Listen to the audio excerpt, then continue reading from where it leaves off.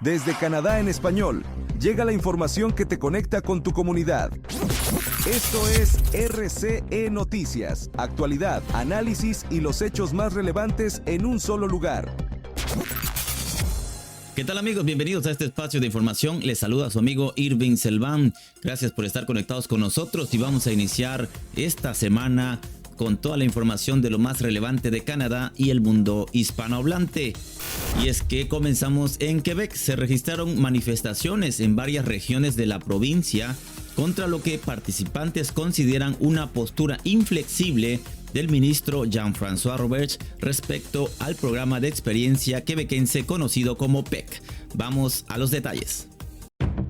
Cientos de personas, en su mayoría estudiantes internacionales y trabajadores temporales, se manifestaron este fin de semana en varias ciudades de Quebec para exigir al gobierno provincial que revierta los cambios al programa de la experiencia quebequense, conocido como PEC.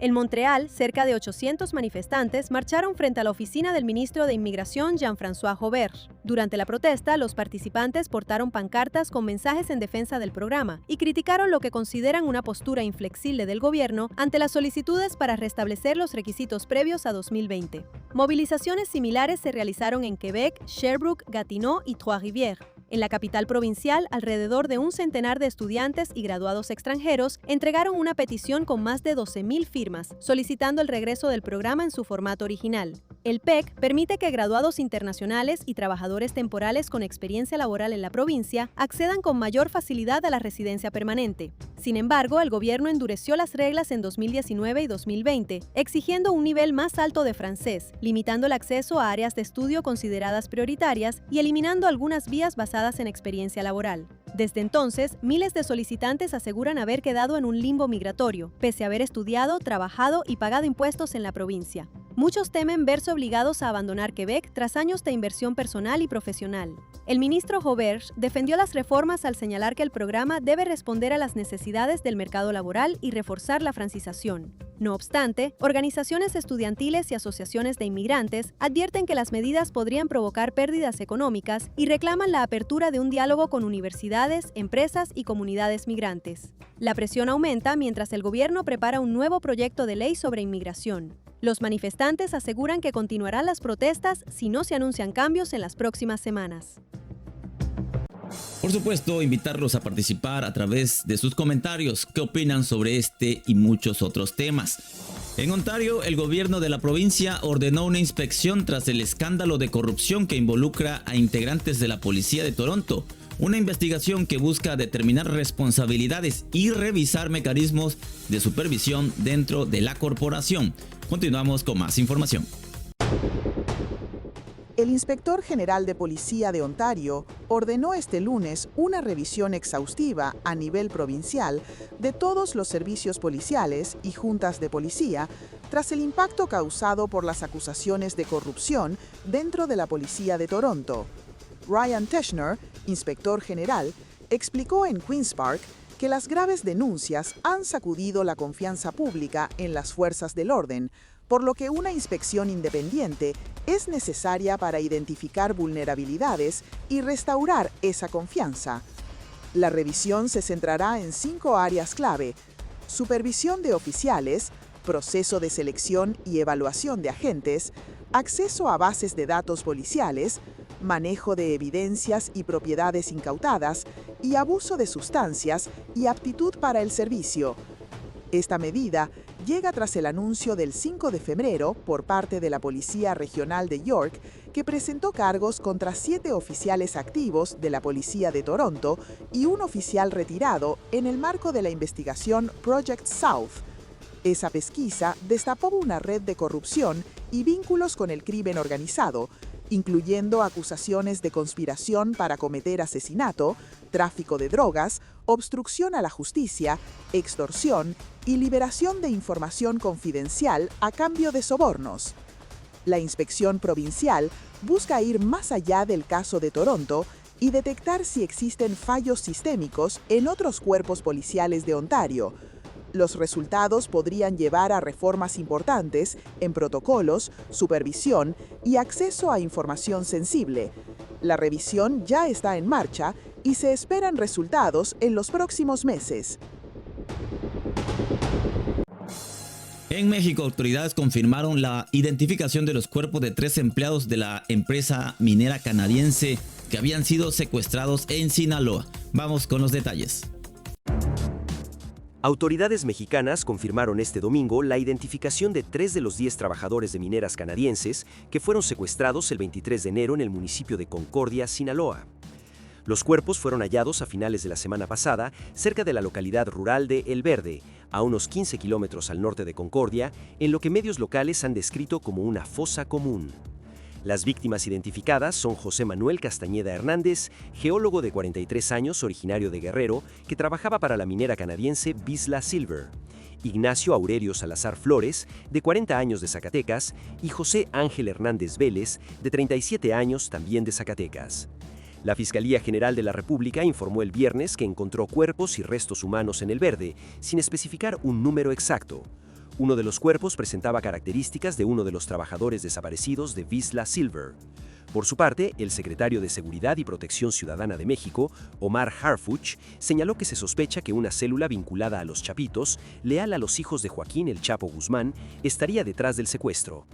El secuestro ocurre en medio de una intensa guerra interna del cártel de Sinaloa que enfrenta a los Chapitos contra la facción de La Malliza. Desde que estalló el conflicto en 2024, Sinaloa registra 2.776 homicidios dolosos y 3.290 personas desaparecidas.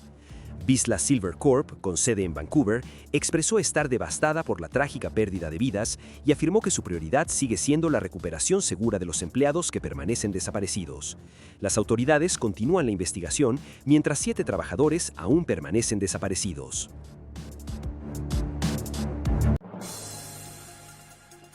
En el plano geopolítico, Canadá y Francia anunciaron la apertura del consulado en Groenlandia, una decisión que analistas interpretan como parte del interés estratégico internacional por el Ártico y sus recursos. Continuamos con más información. Francia y Canadá, 2 países que se oponen a los planes del presidente de Estados Unidos Donald Trump de tomar el control de Groenlandia, abrieron el viernes sus consulados en Nuuk, la capital de este territorio autónomo danés, en un claro reconocimiento para el gobierno local. Ce n'est pas un message pour lui ou c'est un message pour... Pero este no es un mensaje para él, es un mensaje para la gente de Groenlandia y también para nuestro país, Canadá. El mensaje es que seguimos siendo socios de Groenlandia, Dinamarca y también de otros países del Ártico en materia de defensa y seguridad. Et aussi avec des autres pays dans l'Arctique sur la défense et la sécurité. El nuevo cónsul general de Francia, Jean-Noël Poirier, llegó el viernes a Nuuk para asumir oficialmente sus funciones. El diplomático se reunió con el primer ministro de Groenlandia, Jens Frederik Nielsen. Quelle que soit la taille de la communauté française. Independientemente del tamaño de la comunidad francesa, un cónsul general es responsable de velar por ella, así que esa será naturalmente una de mis funciones. Otra función, como acaba de mencionar, es promover la inversión aquí. Sí, Los consulados dependerán de las respectivas embajadas de Francia y Canadá en Copenhague. Groenlandia cuenta con representaciones diplomáticas ante la Unión Europea desde 1992, en Washington desde 2014 y en Reykjavik desde 2017.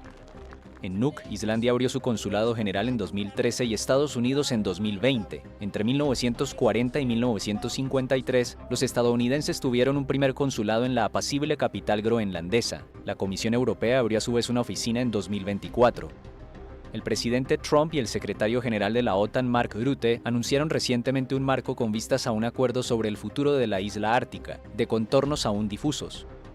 Dinamarca y Groenlandia, por su parte, rechazan cualquier concesión en materia de soberanía, una posición que recibió el apoyo de los países europeos. En transporte aéreo, las aerolíneas canadienses están anunciando la suspensión temporal de vuelos hacia Cuba debido a la escasez de combustible en la isla, situación que ha impactado la movilidad de viajeros y operaciones comerciales. Vamos con el informe. Air Canada anunció la suspensión temporal de sus vuelos a Cuba a partir de este lunes, luego de que autoridades aeroportuarias de la isla advirtieran sobre una escasez crítica de combustible de aviación. La aerolínea indicó que, durante los próximos días, operará vuelos sin pasajeros con el objetivo de repatriar a cerca de 3.000 canadienses que actualmente se encuentran en el país caribeño. En un comunicado, la compañía explicó que tomó la decisión tras la emisión de avisos oficiales internacionales, conocidos como NOTAM, que alertan sobre la falta de confiabilidad en el suministro de combustible en varios aeropuertos cubanos.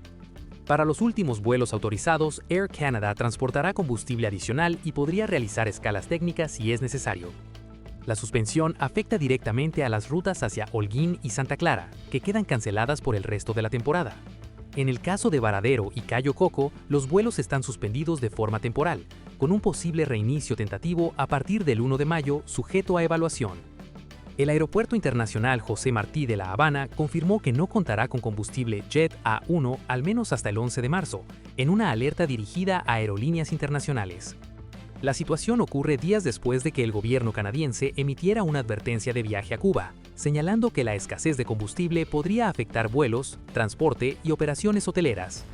Otras aerolíneas canadienses como WestJet, Air Transat y Sunwing anunciaron opciones de cancelación o reprogramación sin penalización, mientras algunos resorts han cerrado temporalmente por baja ocupación. La crisis vuelve a poner en evidencia la vulnerabilidad del sector turístico cubano ante problemas en el suministro energético.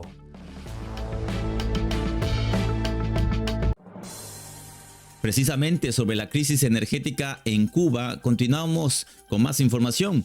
Y es que reportes de escasez crítica de combustible están afectando el transporte y la generación de electricidad, así como distintos servicios básicos en medio de una tensión comercial con Estados Unidos. Continuamos con más información.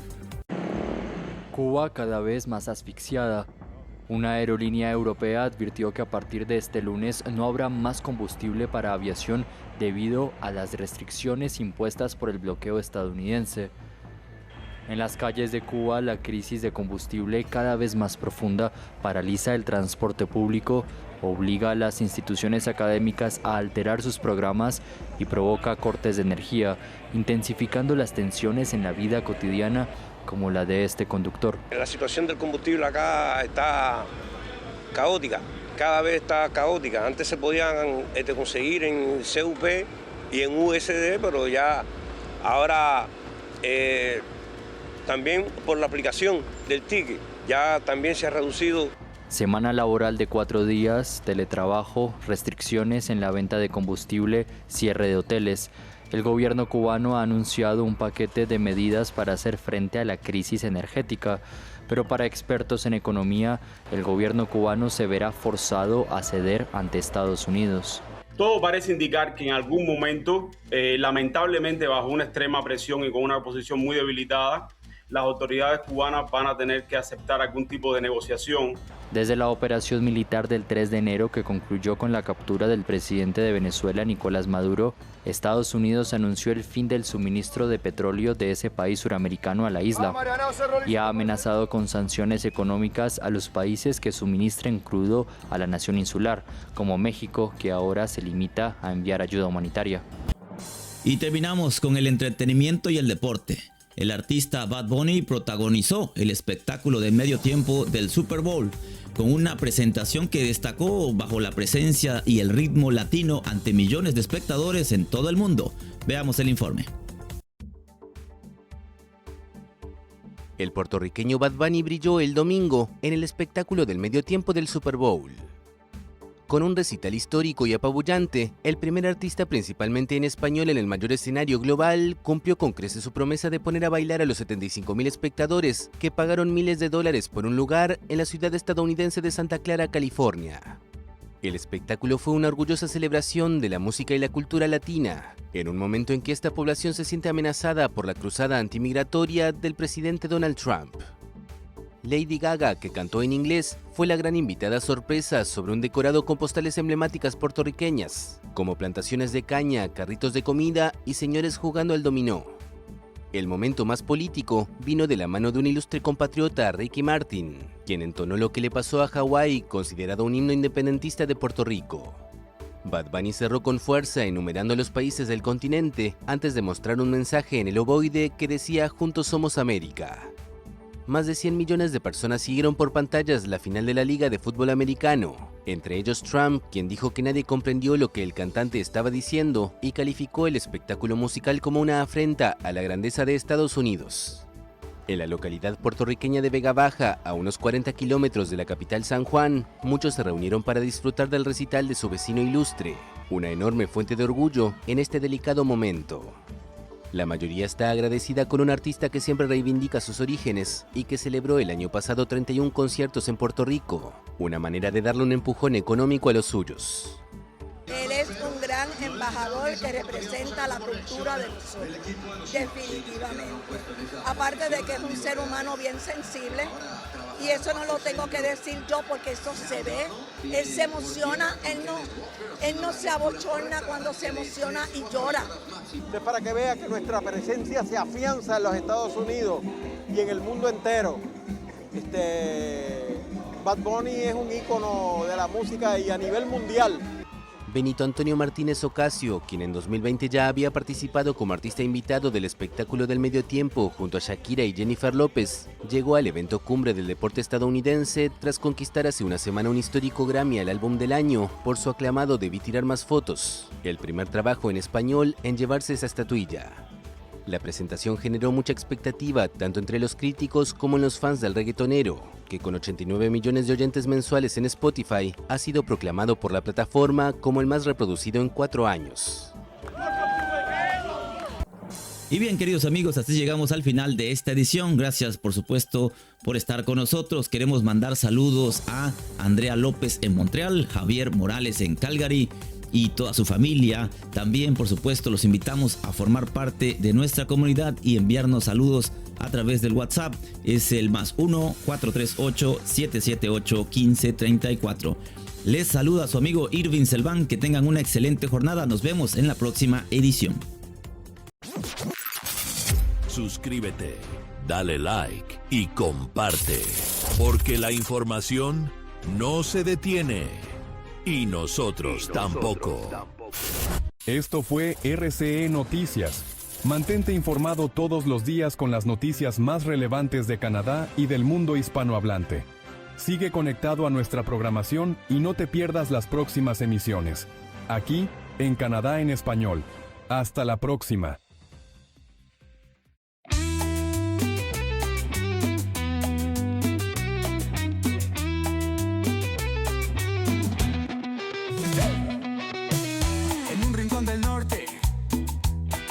Lejano, hay un canal que brilla en idioma hermano.